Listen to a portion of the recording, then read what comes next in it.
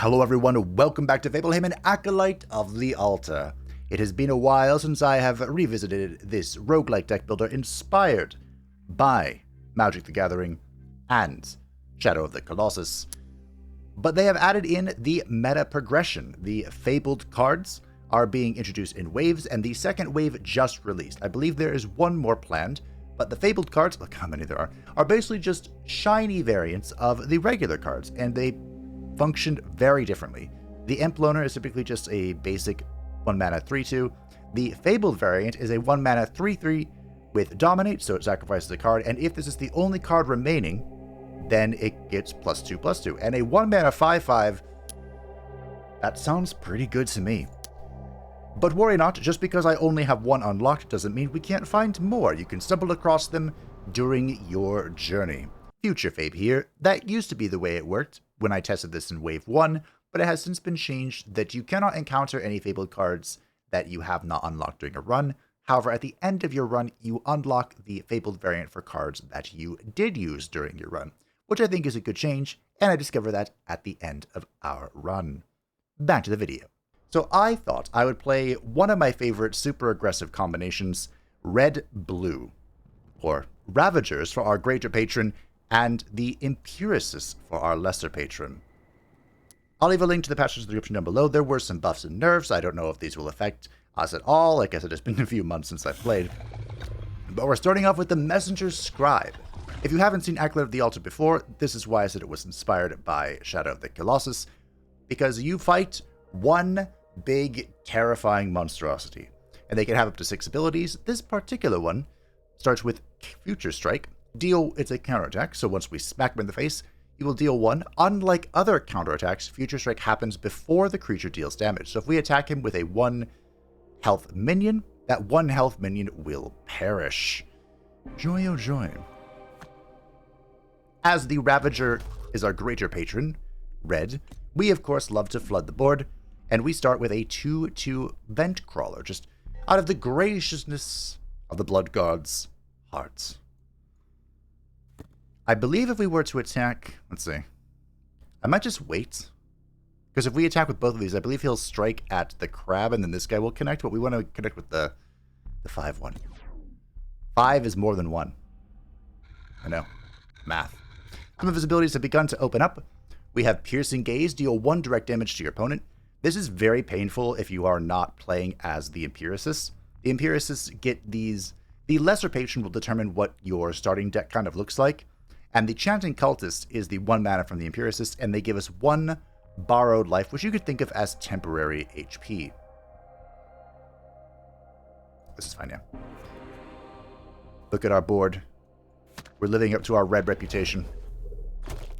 Now, as you might suspect, blue, if you are familiar with Magic, blue likes to interfere with the enemies. And it's going to be good fun if we can find the pieces. Starbeam is 12 damage to the leftmost minion. For the most part, when it comes to the attacks of the enemies, they will always target leftmost first, unless it specifies otherwise, like this Piercing Gaze coming straight at my face. Rude, by the way. Or sometimes there will be things that can overkill, and the overkill damage will come at you. Sometimes it'll be hitting the whole board. You get the picture. Reading is important. That's all you need to know here. So it looks like this 3/1 is not long for this world. Unfortunate. I hate to see it. But I struck so that we could summon the Mastodon Rider. This will kill a unit and borrow their stats. Now, I'm only debating if I want to... Sure. That's fine. I'll take a 6/6. Tell me I won't. It looks like the second Starbeam is about to open up. So my poor 6/6 is also not long for this world. I could save it, though. Ooh, is that something we do? Sure. So the way I'm going to save it is we're going to play the Lamb. This is coming from our Empiricist starting deck. This is a frontline unit, so it will go here to the front. And now it will eat this Starbeam. And the 6 can go... I should not have attacked with the 1/1. I thought I was so clever! I mean, I was clever, then I just screwed it up. Perfectly balanced, as all things should be. A good play and a bad play. Together as one. And the Mastodon resummoned one of these things when he died. So, it is what it is. The Mana Pool Koi is a fun little card where you spend all of your mana up to 5 mana, and for each mana you spent, it gets +1/+1. So usually I like to save this for 4 mana or higher. I'm not going to attack with this one. I've learned my lesson. He's learning. He's advancing. Now, the Piercing Gaze is coming at my dome, which, again, big sad. You do heal for 1 after every combat. Just passively. Unless you, of course, have the Empiricist as your greater patron, in which case you heal for 2. The blue deck gets the cheat. What can I say? Hashtag just blue deck things. Alrighty. Unfortunately, there are no shinies here, or fabled cards, but Man with a Goat Head is game winning. And I'm into winning the game. Yeah. Man with a Goat Head can give you so much. I probably should have read it to make sure they haven't nerfed it. But basically, it gives you temporary HP based on how much damage it deals, and my, that can get out of hand. Temporary Earth Carver is changed to your hand. It reads 2 mana, grant a creature +2 health. It cannot attack. This can be helpful. Like, for example, against the... Well, this, I guess this can be helpful against attacks to try and prevent them from going to your face. Because if there's no minions on board, then an attack will come at your face instead. Become immune for the rest of the enemy's turn the first time you hit 10 life, and again at 5 life. So this is the relic system. Some of these are exceptionally good. Some of them are kind of mediocre. But what we're really looking at here is their worth, the opportunity cost, because each one has a burden. And we can have up to 5 burdens before we become medium burden. So I'm just going to take the Earth Carver's Chains. I don't really care about the thick shell. I mean, it can save you. But we might be able to do something cheeky with this. We'll see. We shall see. Give me temporary health. The green deck, the Sylvans, reduce the amount of burden they take, so they can get some really crazy relic stuff going on. So this is the Angler. He's usually kind of a free win, as long as I'm not being crazy here. Deal 3 damage to a random enemy every time a spell is cast. Hits directly if there are none. Okay, we are currently not a spell deck. The Angler's Lantern. Summons the Angler's Lantern to blind neighboring creatures. It's a 0 attack, 1 health. So this is something he is summoning onto my side of the board. Grants every creature's -1 attack. Deal 2 direct damage to you. That sucks. And prod, he'll be poking the leftmost unit for 1 every turn. The reason why the Lantern is a thing is because Swipe is about to open up. And Swipe, well, swiping is bad. It'll swing at my board, kill the Lantern he put in there. Unless... Remember when I said we could do some cheeky stuff with this? Now you're not gonna die. Ow.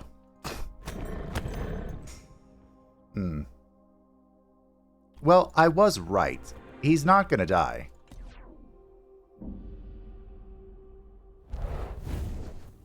Unfortunately, I can't say the same for the rest of the board. It's a shame that this hits one of the few units that, I guess Castmaster kind of counteracts the Earth Carver's Chains. Probably should have thought about that, but that's okay. Since this is now the leftmost minion, anything that could I kill this? Oh.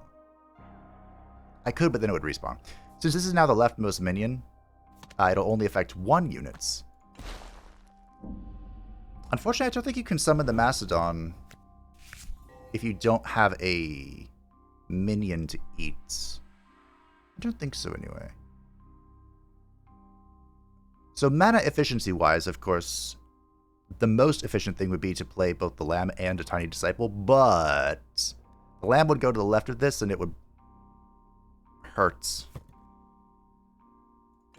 Or reduce the efficacy of 2 units instead of just 1. So we're instead going to be slightly less mana efficient. And get me a 6/6. If a lamb is ever affected by the lantern's death effect, then it does no damage. And, well, not doing damage is not good. I'm sure I don't have to explain that one. Do I want a 3/3? Are we okay with a 3/3? I mean, this guy is dying pretty swiftly. I'm cool with a 3/3. Mana efficiency. Use all the blue stuff. Win the video game. Are we going to instantly be nerfed here? Wow. Rude. Bro, that's my face. Do we win? We do. Counting. GG, Mr. Angler. Now you can see I am being chipped away, even though... Wow, really? Even though things are going relatively well, I am being chipped down. But don't worry. I have a plan. I think. Fearless creatures gain more attack depending on the base max life of the enemy. Huh. Interesting. So I am going to do my 1 reroll here, because we rolled all commons. Like, that's pretty unlucky. Now we're talking. What is this? This is like a novel of text. Play, grant me +1/+1 for each infested or ignited enemy ability. When you infest or ignite an enemy ability, I deal damage equal to my attack. That is so good. This is a red-green card. Wow. So infest is probably my favorite mechanic that in the video I did a few months ago, I completely exploited to insane levels of efficacy. It was good fun. Ignition is something very similar for the red deck. The infestation's for the green deck. I think I'm just going to take the Spindle Hatch because this could be really funny. There are lots of stuff in this game that just like deals 1 or pokes at you. I guess we'll gamble. Let's go gambling! A group of nomadic acolytes are playing dice. As bets are made, a small pile of golden beetles builds up in the center. A gambler can take the pot, but to do so is to exit the game. Few do, as most value the game more than their wealth. We can go for broke, but we don't have the beetles to do it, so we're just going to take the pot. That's 2 rerolls. We'll have 3 after this boss fight, assuming I don't die, because I don't like this guy. This guy is a little spooky. We need a lot of damage to kill him. Where's my blue stuff? I want to cheat. One of the most fun things is, I think it's called eye gouging. I don't think it was nerfed.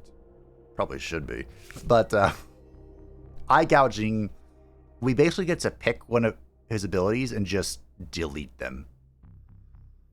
And that's good fun. If it is turn 6 or later, I have charge. Okay, so we can attack right away. When I deal damage, gain that much borrowed life. Yeah. So, like, worst case scenario, this guy is giving me 3 temporary life. Okay, what am I looking at? Death. Okay. So if Call of the Week, kill all creatures with 2 or less attack. Great. Titanic Strike, deal 5 overkill. So this overkill means that... Oh, I see.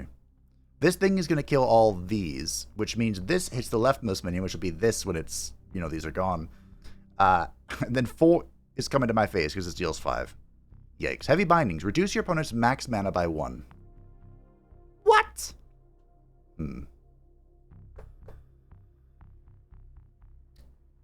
I do have a way to avoid taking 4.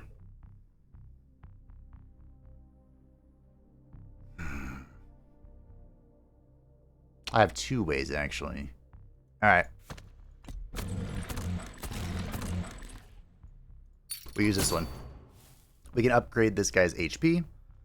Now, I could use the Mastodon to protect something.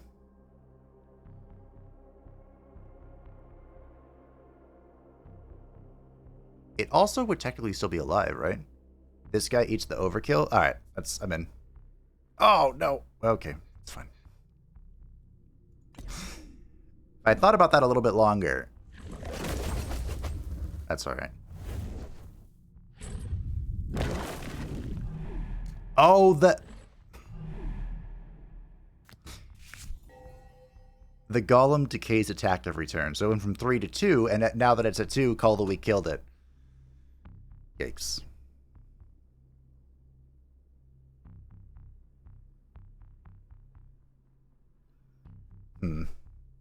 Awkward.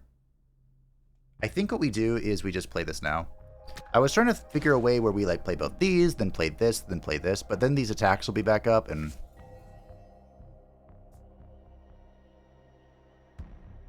This way, I can start getting some temporary health and hopefully not die. So the way that we can easily restore HP is there's an event that you can come across that usually you do. We use the sacrificial lamb, which was dumb.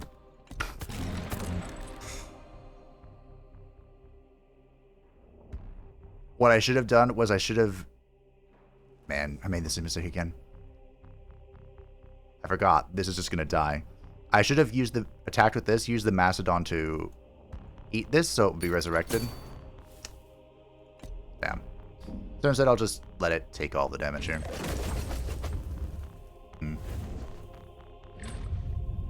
Bob. Alright, new Titanic Strike. What can I do about that?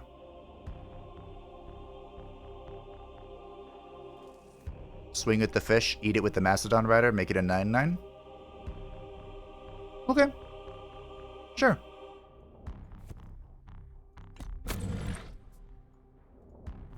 I got there in the end. Now, the question is... Sure. This should kill next turn. Actually, I didn't even need to play all this, because this kills next turn just by itself. But yeah, you get the idea. I had a way to increase the damage of the goat, man. Things could get out of control. I feel a lot safer with it, but we need to make sure I keep... Let's just keep my mana, or my beetle, so that I can buy the event if it ever pops up. What does this mean? If awakened, create a base copy of me.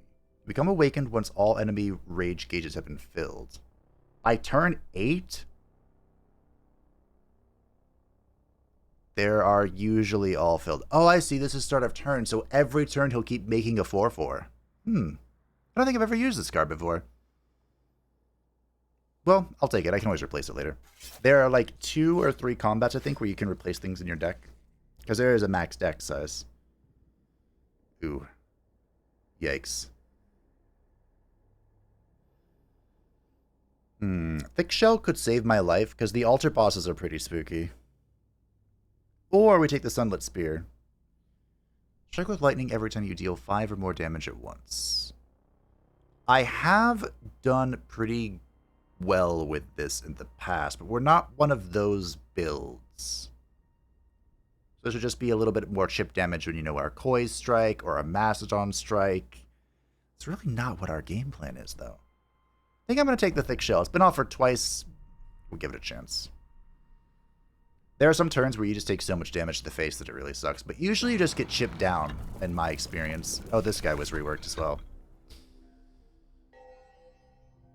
This will be something.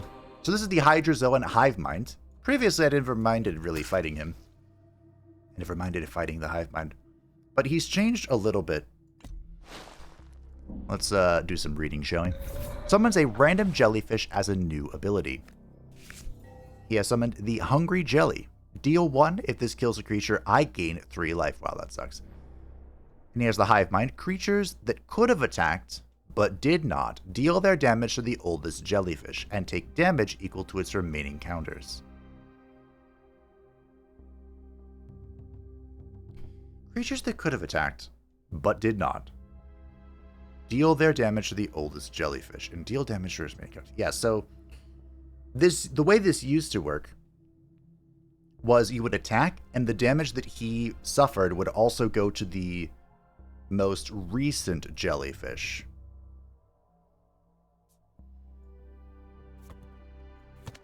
So if we hit him now, nothing happens to the jellyfish. And then the jellyfish will act next turn.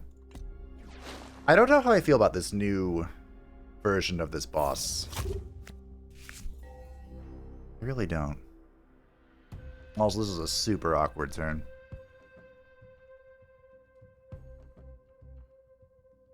Because you're kind of forced to choose, right? I think I'm going to do some... Since our mana is super awkward here, I think I'm going to do this to just keep eating the attack of the Hungry Jelly. But there are some that get really crazy. This is not one of them, but he will mean this is kind of wasted. Or I could spawn the lamb.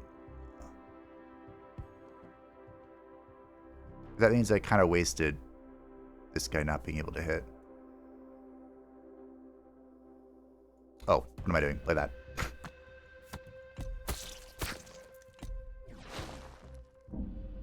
So the good news is the Hungry Jelly isn't going to kill this, meaning he won't heal for 3. The bad news is the Hungry Jelly will kill this. I suppose I could not attack.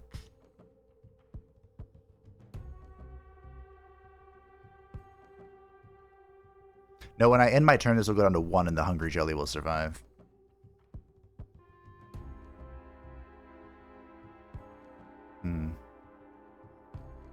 No matter how I plan on playing this, it's super awkward.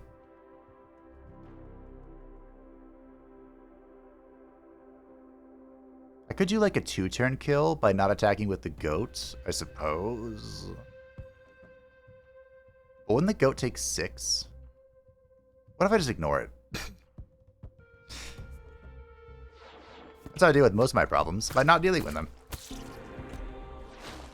So he's going to heal for 3 here. Oh no. Okay, we're on a timer. The good news here is that the goat man will protect us. Yeah. That's the good news. So the lamb, excuse me. The lamb can heal as well. I could play this just for a 3-3. A 3-3 is a 3-3 is a 3-3, you know what I mean? What am I doing if I don't do that? I'm playing this. Do I want to play this? Play a 3-3. That way next turn if I need to, I can eat it. And this can be a 7-7. Sunlit Spear is looking pretty good right now.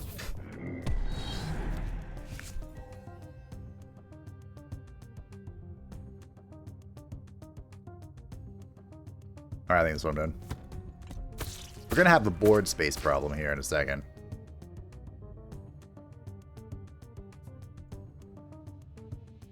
Actually, our entire build has a board space problem, doesn't it? Make this a 9-9. But the way things are going, this is fine, yeah. Then we will... High attacks, right? Yeah. Kill that again. Then we chill.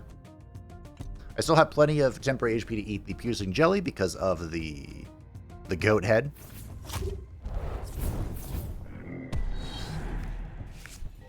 The goat head has saved me many times.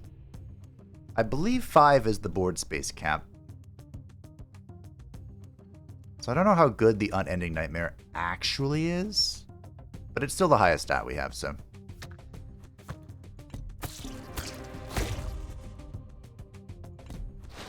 Alright, he's gonna heal. No, he's not gonna heal. Fantastic.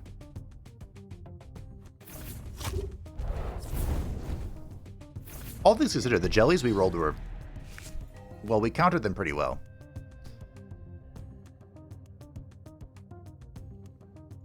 GG.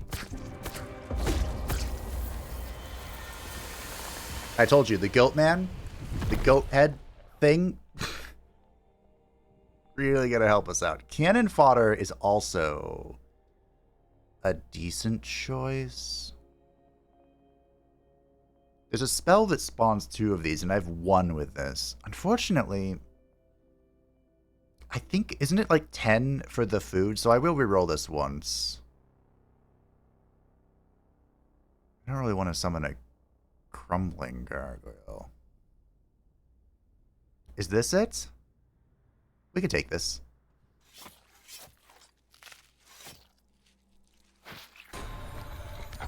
The Unheeded Messenger.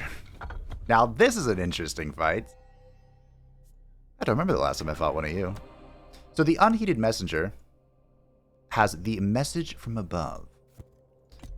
I think...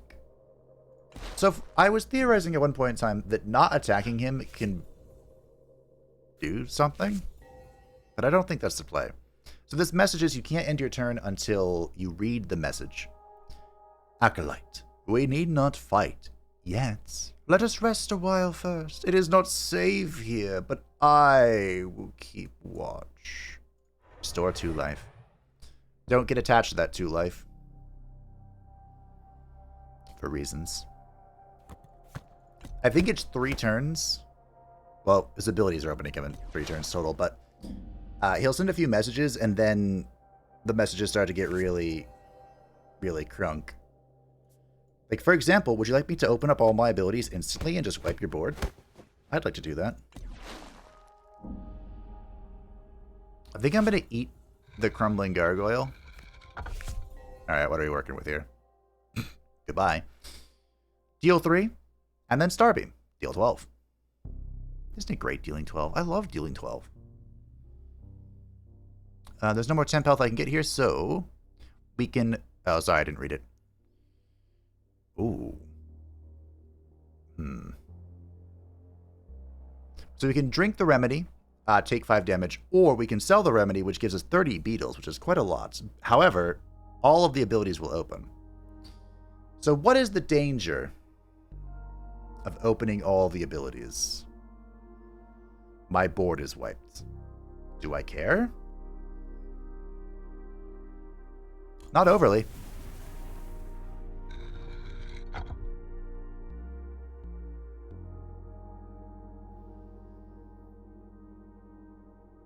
I take it back. I care. I care a lot, actually.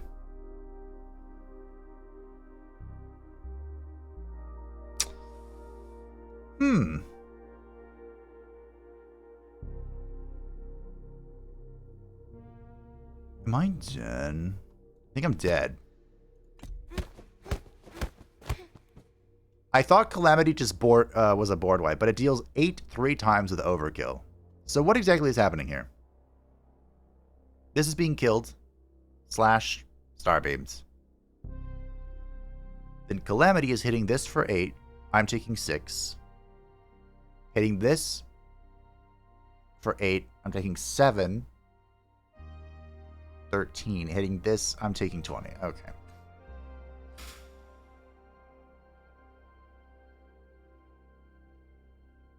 Just kidding. I'm not dead. Do I want to use the Mastodon Rider to slightly recover?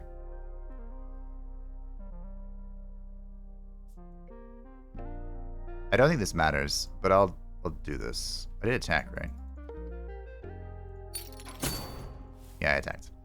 So, the reason why I'm not dead, despite my infinite folly, is because of the thick shell. Once we get down to 10 life, I will be immune.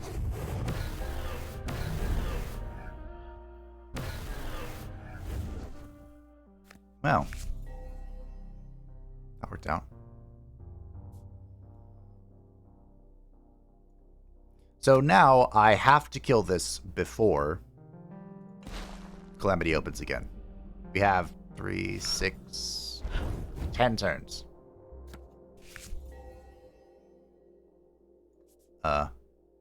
Crap. I meant to play this first. Remember when I said don't get too attached to that health? This is what I meant.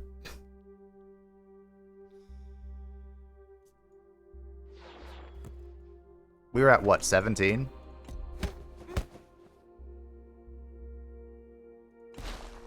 If he sends another letter like that, I'm gonna Calamity be fully charged.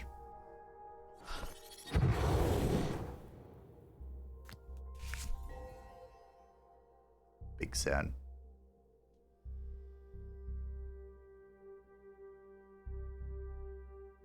Play the lamb.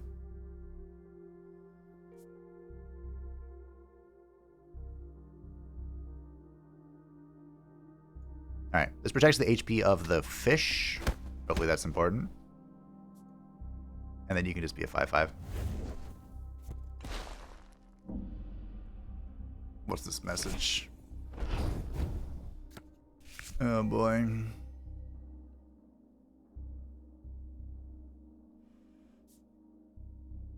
Hungry for sacrifices, fervent acolytes approach. Drop everything and run. Please, trust me. I don't. Alright, here's what we're gonna do. We're playing the goat head, and then the koi. Everything's attacking. We read the message. Discard your right. I'd love to restore life, but unfortunately, the Calamity will then kill me. Wait a minute. Here's a question. If I restore life, I go above 5 health, right? If I drop back down to 5 health, does the thick shell save me?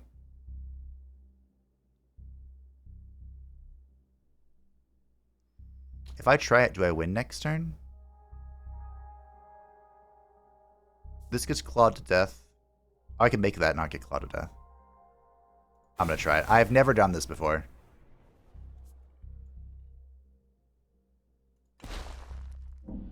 Oh. Wait, what? I was expecting it to fully charge Calamity. Well, we're alive.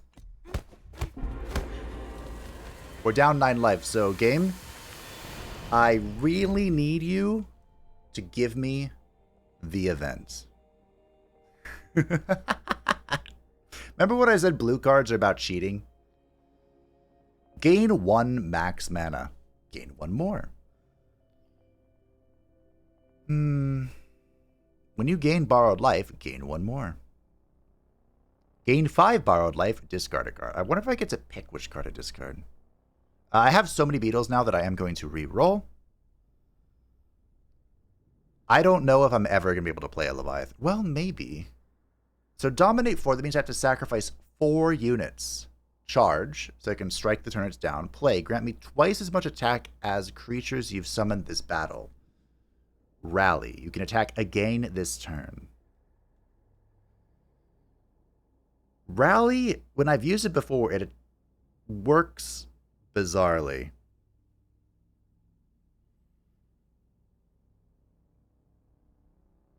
Do I even bother trying this? I kind of want to, but it's so hard to get 4. I mean, we start with 1, so that's neat, but there's a very small chance that crab lives. We have the imp thing to spawn imps. We have the one guy infinitely repeating, so theoretically this is possible.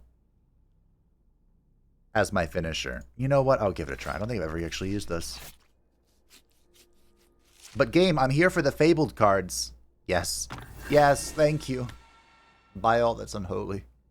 A large man hunches over a thick metal pot. He has 2 tables on either side piled with ingredients. Some familiar and comforting, others that curdle the stomach from both appearance and scent. This is the only event I'm aware of to regain health. So I highly recommend always having enough beetles to purchase the filling grease. When you play this, it's a Forsaken card, so it will be cut from the deck once you play it, but you restore 10 life and gain 3 borrowed life. Very good. We did not draw a Chanter, or whatever those things are called. Wait, what's going on here? The Noble Guardian. Take 1 less damage from all sources. So this guy just shuts down the 1/1 floods. And Knuckle Break. Counterattack, deal 2 to all attackers. Okay. So there is something worth noting with Knuckle Break. This is an actual counterattack, so it will only counter after the damage has been dealt.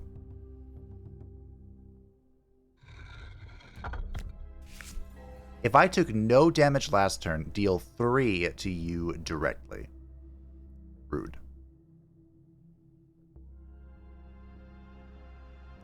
So I think our best course of action is to play this and play this. We'll swing, he hits for 2, he gets killed, but this also means I don't get the wind-up punch. And ideally, we keep triggering it every single turn. Ideally.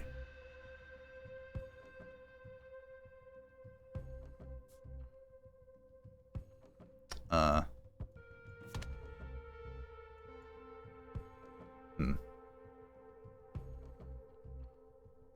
think I want to do this, actually. These are 2/1s, right? Oh, they're 4/3s. Even better.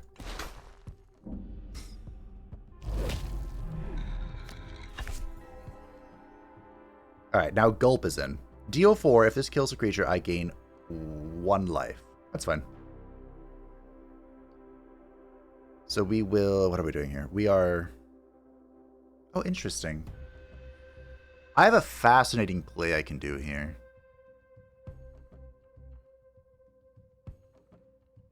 Probably better if I do... Alright, I have the plan. We're going to play like this. Both will swing. You're not dead. Get over it. Then we'll play this guy. Next turn, we'll swing with everything. And then we'll have the Mastodon Rider eat the goats.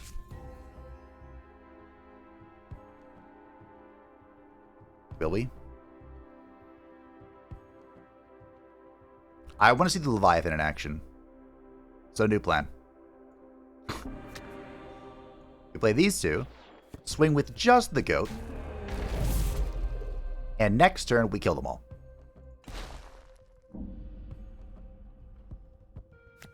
Sounds like a good plan to me. I could wait 1 more turn. No.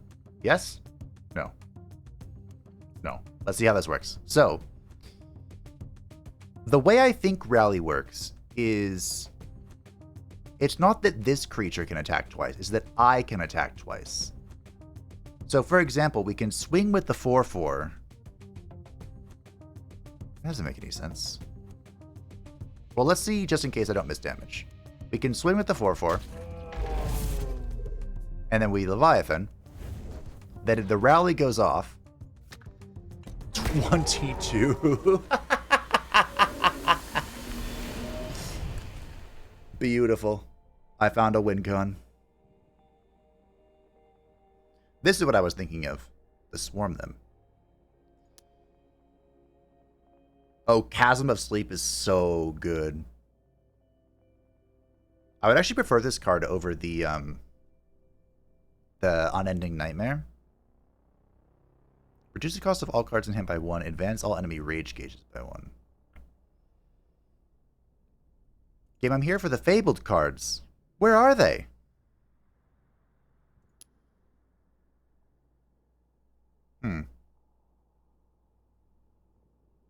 Awkward. Draw a card. Until end of turn, gain 1 mana per creature summoned this turn. At the end of the next turn, you die. No.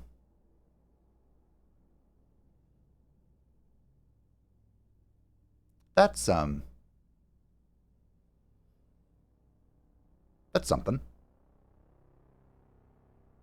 Here's one of the aggressive spells from this deck. I mean, if you're going to give me another man with a goat head, I'm not going to say no. I'll keep the Unending Nightmare just because of how he synergizes with the Leviathan, but the man with the goat head is, pun intended, goated.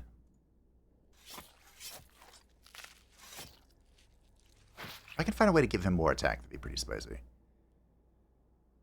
Oh boy.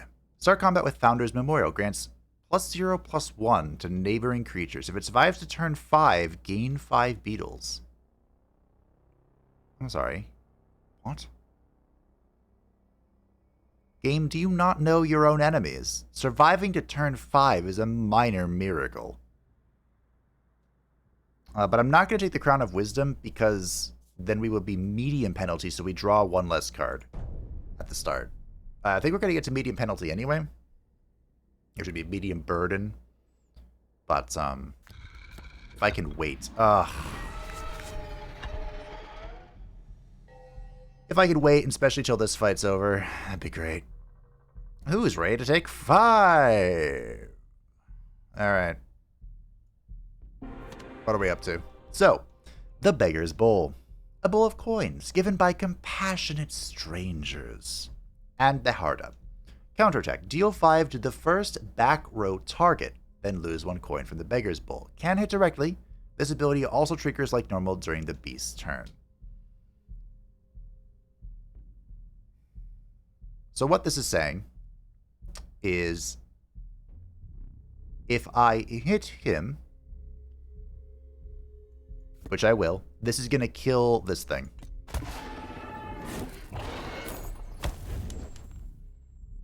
Oh, it's going to trigger anyway, too? Oh, my goodness. Alright. Maybe I shouldn't have swung.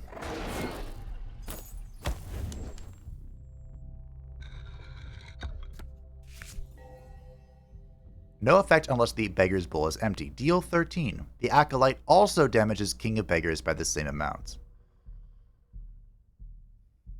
This will be really hard to do Leviathan shenanigans this run, I think. I'm just not even going to swing. We're going to tank it to the face. So every turn, or every time this goes off, the number is going down. And then once it reaches 0, he'll deal 13. So it is possible to just, like, outlast this sod.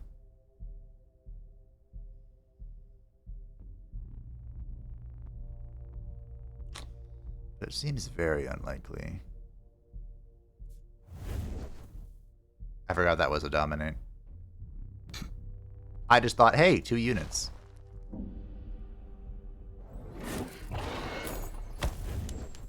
Alright, what is this? The final ability is open. Add 1 coin to Beggar's Bowl, gain 5 life.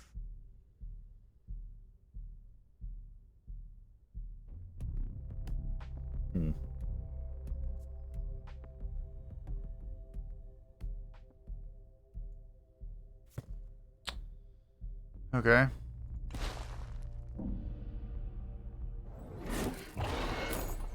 I should have played the Spindle Hatch.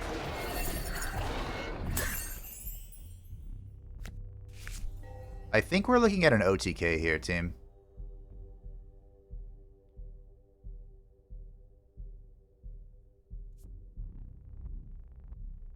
I have just enough mana to play this really tricksy trick. So what I'm going to do is we're going to play the Earth Carvers on this guy. Make him a 1/6. We swing. The coin comes at him, dealing 5. He lives at 1. And now the coin comes at him again to kill him. I appreciate the lambs being so sacrificially minded. Another goat. The Spindle Hatch is probably going to be based here. So we'll swing. Unfortunately, the goat is going to perish here, but hey, what can one do? One can do nothing but suffer. It's if I survive, right? Yeah. Even if I Earth Carver this, it's gonna die, so I think we just, are big sad about the death of our goat.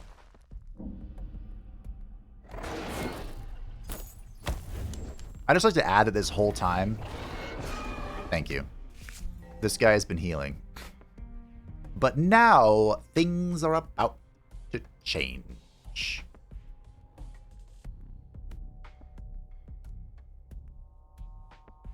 So we need to have enough bulk for the unending nightmare to keep spawning. I guess we can use this. I need bodies.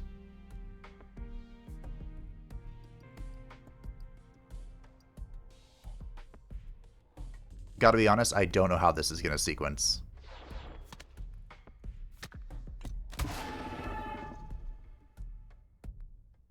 Actually, I do know how this is gonna sequence. It's gonna go left to right. So this is gonna trigger, nothing's going to happen. These two will trigger. This will go off, it'll kill the imp, and then this will refresh, and it will have one next turn. I hope. That's the plan, anyway.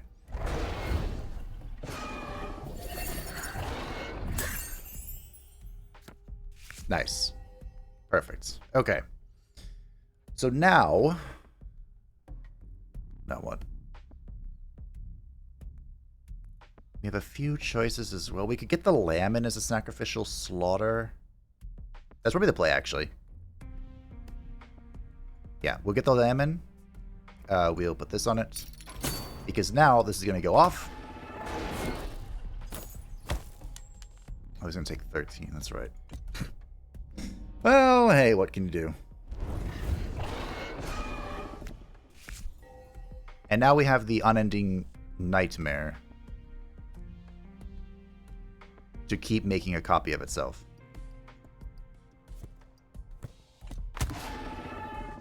Okay, and that's how you beat the King of Beggars.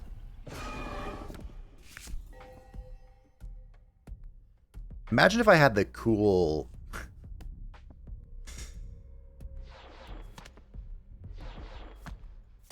the cool blue deck stuff. GG. Broken upon his own greed.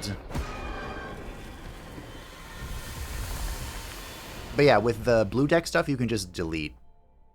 Oh, look, another Leviathan. That's not what I need. Game. Where are the Fabled cards? Hello? Did they change how you unlock them? Previously, the way I unlocked the first one was I just picked him up during a run. And when I died, a horrible and painful death, I unlocked it. Big sad. That's interesting. Just 10%. Depending on the enemy, this is actually pretty good. 1 mana, deal 10%. The real thinker here for Acolyte of the Altar is that you have a limited deck size. And if you run out of cards, you better kill the enemy with your hand, or else you lose. I have seen this Afflicted Nomad thing so much. They want me to run a red-green deck, but I'm a red-blue deck right now. Speaking of, Dominate 3, Charge, Play. Give me +3 attack this turn. Baphomet is basically like an easier version of the Leviathan. But they're built for different things. Baphomet is like a mid-game, try and finish things early, whereas the Leviathan is an end-game goodbye. It'd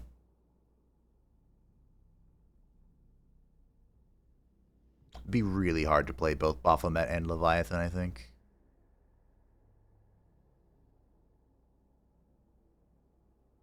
Man. I think I'm going to skip this. It hurts my soul. I used all my beetles to reroll here. We're almost at the altar, team. Okay, we're at the Shambling City. I actually quite like this fight. And for full transparency's sake, I have restarted it.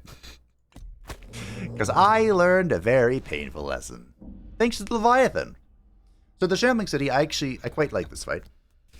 He has residents in his wandering back, I suppose. As we smack him, he loses those residents. They are evaporated, destroyed, erased. Because he deals damage based on this number, how many residents there are. But don't worry, he is soon going to proselytize his way into having more. Do we let the lamb go up first, take this hint? I am kind of okay with that. Am I? What else am I doing? Spawning a 3-3? Sure. We'll do the 3-3. So fun little thing about our Founder's Memorial here is the proselytize will destroy, evaporate, quite literally, the lowest attack unit on the field. They will then take that attack as their residence, which can then be converted into damage through Volley of Rubble. I got a little carried away and spawned a Leviathan, and said Leviathan had like 23 attack, I think, which was great. He was almost dead, but he proselytized the Leviathan because it dominated everything else on the board, right? Oh, I guess 5 isn't the max. Is it 6? And, oh, look, this is looking familiar. Can I just do it again? I really shouldn't. So Excavate is opened up. Counterattack, deal 5. Overkill. Gain resonance equal to the amount overkilled. So what I should do is wait. I shouldn't do anything crazy right now. There's the Excavate.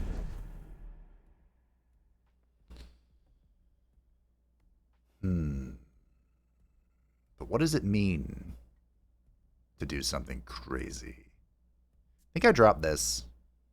Actually, maybe I dropped this. Just hope it doesn't hit one of the goats. Honestly, I wanted to hit this 1-3. Shucks. Okay.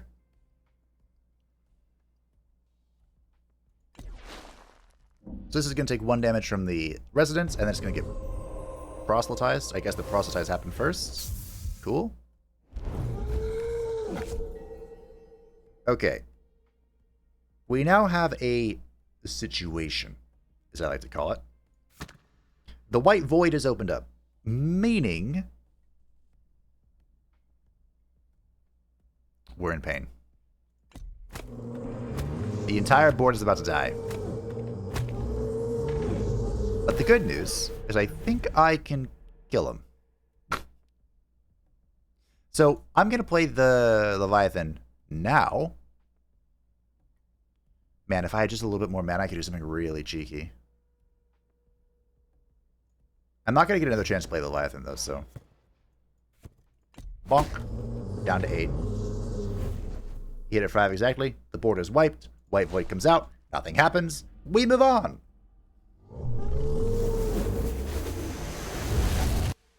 This is like a reset point. And thankfully... Oh. What's up, bud? If I play this, which I would love to do, the proselytize is going to kill it and take its health. So, instead, we're going to play this, and the lamb. The lamb will get proselytized, 1 more damage will come with the koi, and then we'll win in 2 turns. Tis the plan. It's a good plan, I think.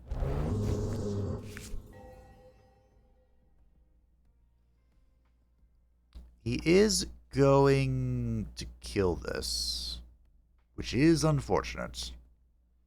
But there's really nothing that can be done about it.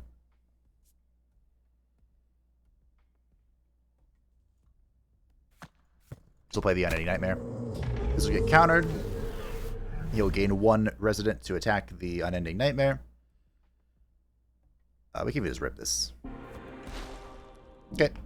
We got so much temporary life from the goats that I am kind of chill. Bonk, bonk. It's so great when you don't give the enemy 26 attack.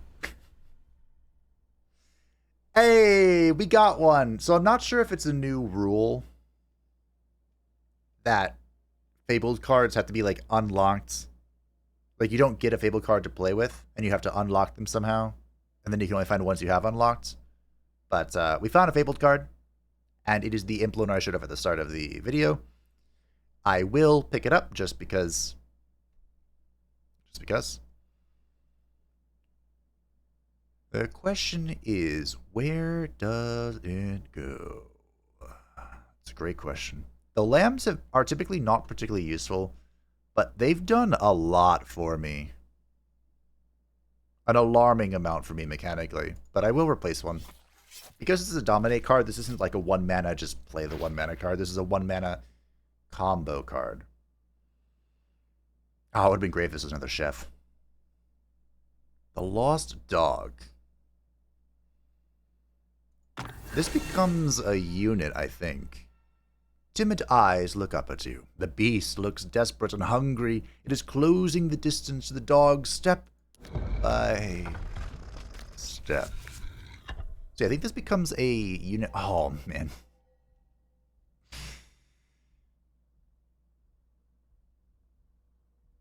So this is the dog. At the end of the turn, bites the enemy for 2 and then flees to the backline. Death forsake me.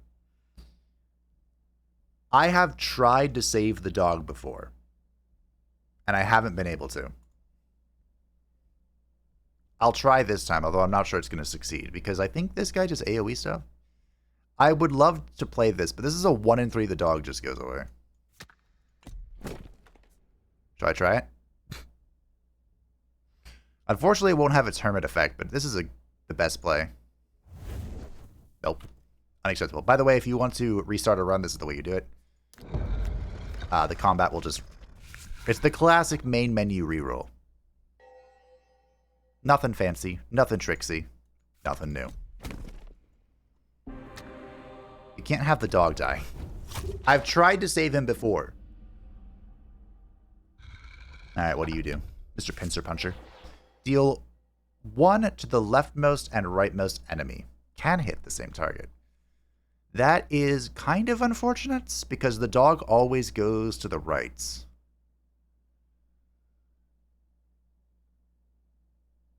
Once he attacks, he moves to the right. So that actually makes this really super complicated. I might have a chance, though, because we have the Earthcarver chain. Okay. I can do the one. It's not an Overlord action. It's so sad that it says, death forsake me. I don't want to forsake you, bud. I love you. If only you would love me too.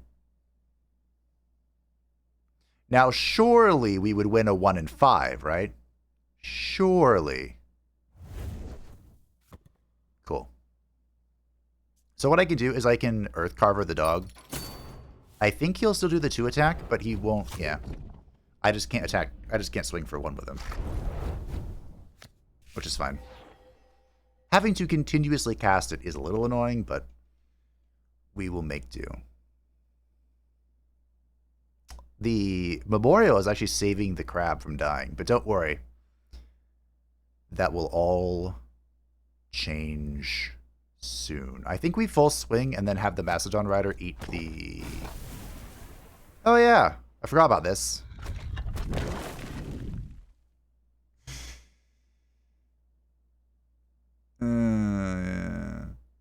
So we stopped the constant attack. That's nice. This guy has Rage of the Earth. I should have read this. When falling below 40 life, and again at 20 life, destroy an ability and advance the other rage gauges by 2. So hopefully this goes okay. Does this change how I use my mana now? She's about to do Sweeping Strike, deal 2 to all creatures. We've already attacked. I think I still Macedon this guy, so I can take his stats before he dies. Or I could play the Spindle Hatch, because room's about to open up. I think we do this.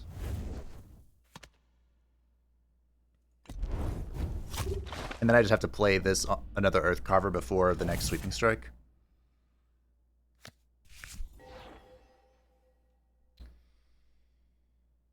It would be super fortunate. Are we swinging? If this breaks Obliterate. And I need to put as much damage as possible on the board, which is this. And we need to kill him next turn. So you may have guessed Obliterate is death. Oh. It's not death. I lied. Obliterate is irrelevant. It's deal 6 overkill. I thought it was just like goodbye board. I saved the doggo! Game, I only need one Leviathan. I appreciate you, but I only need one. This is an interesting card. See, this is just a 4-mana summon. I think this is... Yeah, so there'd be 3/1s. This could be helpful if we actually try to get the Leviathan on the field. But it's like a 4 into a 5. It's a whole lot of mana. Another one.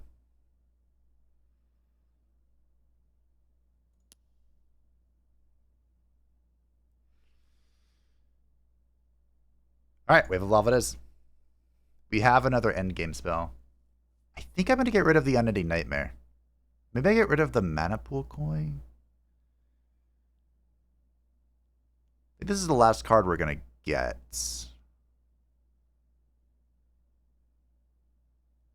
Who are we facing? We're facing Haru? I don't remember what Haru does. Gotta be honest, I don't.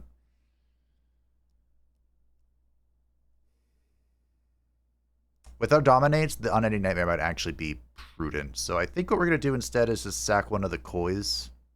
Maybe one of the Cultists. These aren't really useful, to be honest. Alright.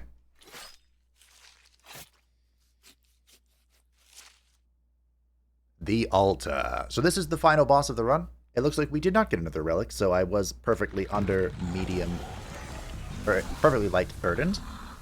Haru. No, the puppy. Haru is the Sylvan God, and but can be a tricky fight. The cycle, counterattack. If your opponent controls only one creature, kill it. Rude. Unify. Coalesce all creatures' stats into the one with the highest attack. Is that going to kill my bonus stuff? That's kind of annoying. I see. So it unifies the units and then cycles it.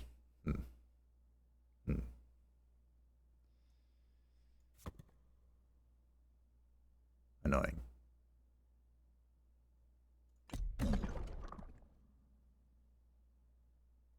Okay.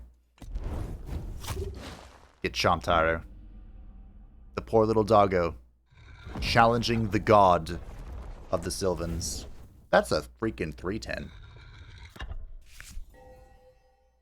Okay. Ice Mirror. Deal damage directly to your opponent equal to their largest creature's attack. You what now? Storm Gaze. Add 1 spark token if I was not struck by a creature last turn. Deals damage equal to total sparks.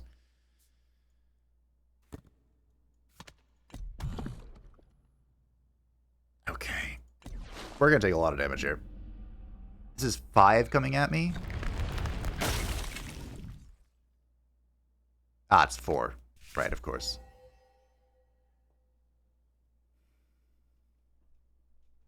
You're about to unify me.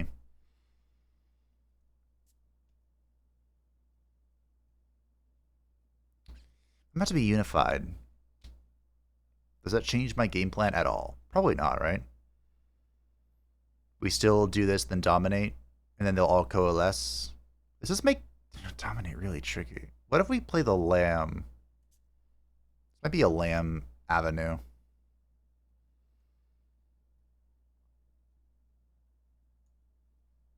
That's interesting. Because on the one hand, we don't want to have just one unit because it'll get destroyed by the cycle. But we don't want to continuously unify one unit because then Ice Mirror is going to just one-tap me.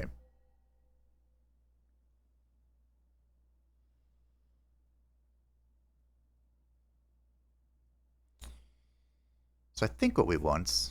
Actually, I know what we want. Holy shit, do I know what we want. Wait, does this just break it? I have an idea. I have a glory. It's so hard. How the fuck though?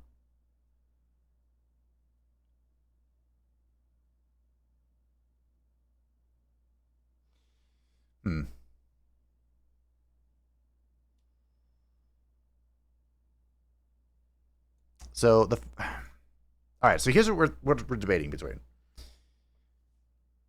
If I swing now, the 715 will be evaporated. And I think that's okay. Because this dies, Ice Mirror has nothing to hit me with, and we are being chillin'. The question is, though, do I want to From the Ashes? Probably not. Here's what the great scheme is. I want Unify to hit the man with the goat's head. I become immune. Wait, what's this? When your opponent plays a spell, negate the activation of the spell and destroy its ability. Oh, that's fine. If I can somehow get units to Unify into the man with the goat's head, I literally give myself as much temporary HP as the Ice Mirror will deal damage. And I'm literally unkillable to Haru. And I think that's hilarious. And I would love to do that, but I only have 3 attack here. So what we need to do, somehow, is get units with less than 3. I don't have many of those in the deck. In fact, I have 1. Oh, God. Okay. In that case, I think we spawn the 4... No, we just swing. Swing, it gets cycled. Omega lol. Think I play this?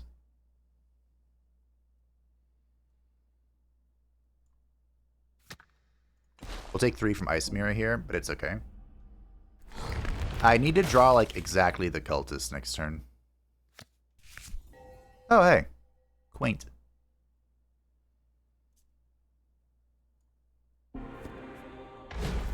Oh, okay.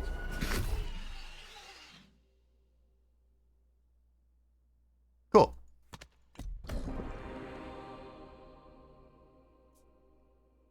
I'll play Manticore too. Perfect.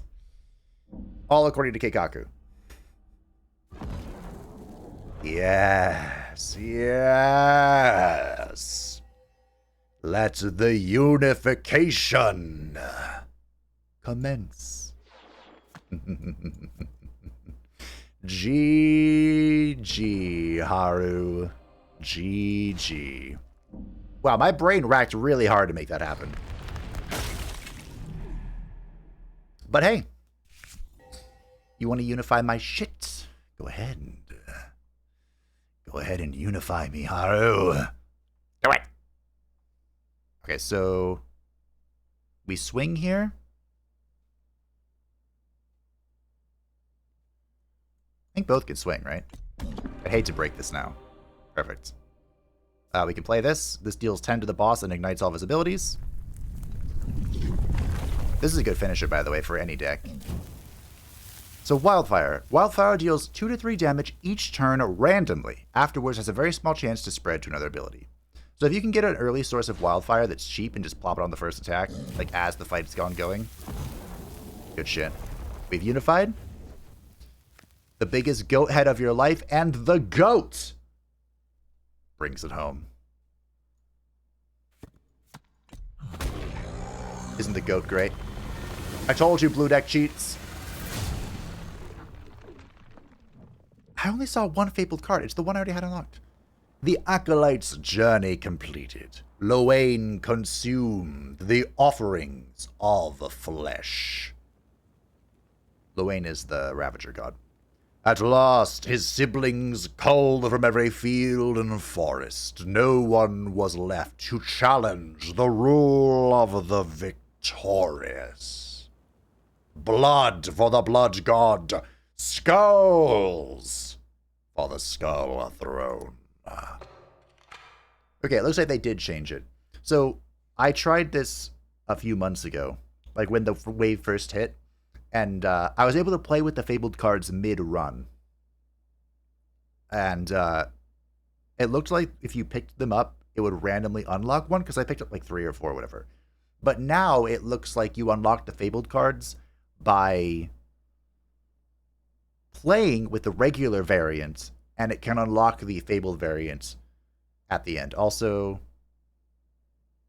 is this... What? So, okay, what have we got here? So the Mastodon Skinner, so the Mastodon Rider, 5 mana, 0/4. My attack is always equal to the number of cards you have in hand. When a creature you summon dies, draw a card. Ooh. Drawing in this game is super duper duper duper duper rare. So that's cool. I like that. This is kind of like if you're hoarding your hands. This plays well into like a spell deck, or like if you go green, because green has Graft. And Graft is a spell that will draw a card. No, wrong. Graft is a card that will duplicate a card in your hand. And if you duplicate a spell, you duplicate it twice. So that can help fill up your hand. Green does have a draw card where if you draw a card, and if it's a minion, you summon a bear. I think that's how it works. Like I said, draw is super rare in this game. I think I count on one hand the amount of draw cards. Goat with the Man's Body, the absolute goat. 6 mana, 3/3. Charge. When I deal damage, discover an effect to perform. Fusion? Instinct? Knife. There's an old reference. Okay, cool. I don't know what these would be, but I'm down. The Tackle Wire. 4 mana, 2/3. Start of turn, grant my neighbors +1/+1. Then, if I am your leftmost creature, I flee to the back line. Wow. Interesting. These Fabled cards are pretty wild. This acts like the doggo that we saved. The Behemoth. 10 mana, 5/8. Excuse me. Charge. Play, lose 2 life. Yikes. My attack is always increased by twice the amount of life you're missing. Is temporary life counted as at all in this? Like if you, for example, if you have temporary life when you play this card, will it just, is that -2 going to temp life? I would assume so. That's usually how temporary life works. But on the other flip side, if you have, for example, 5 life and 10 temporary life, am I missing 15 life? Or am I missing just 5 life? I'm not sure. And last but not least, 2 Ashes, a 1 mana spell. Draw cards until your hand is full. Give cards drawn this way fading. Oh, that is so risky. Fading cards are discarded at the end of your turn. Wow, that's so insanely risky. I don't know how I feel about this one, Tim. Like I said, every time I get to the end of my deck, I start feeling, and the fight isn't over yet, I feel really nervous. Because if you're out of cards in your deck, you're out of cards in your hands, and your board dies, it's game over. Just a hard loss, straight to 0 health, go straight to jail, do not collect, go. Interesting. Okay. Well, that was enlightening. I thought that I was able to play with the Fabled cards mid-run, but in a way this makes more sense to me, because I thought it was fun to play with them. Here's the Eye Gouge. Where were you earlier? Huh? Where were you? If you play Eye Gouge in green, and you graph the Eye Gouge, you can make it so the bosses can't do anything. It's hilarious. But anyway, Fabled cards. This is our new collection. Look at it. It's empty. But I suppose this is encouragement to play with cards you haven't played with before. Maybe you'll get the Fabled variant of them. I think every card will one day have a Fabled variant or something like that. Like I said, there's one more wave coming. I am certain about that one. I was uncertain about how you unlocked them, but certain about this one. So we'll see. And if you want to see more Acolyte of the Altar, be sure to let me know. Green has really, really won me over. Like, I greatly disliked green, but when I first started. But now I think it might be the best deck. I don't know. Hard to say. But, you know what isn't hard to say? Thank you for watching. Thank you to the patrons and the channel members who support the channel. I greatly appreciate you. If you would like to see Happy After Channel, feel free to join the Discord description down below. The music disappeared. And I will see you next time.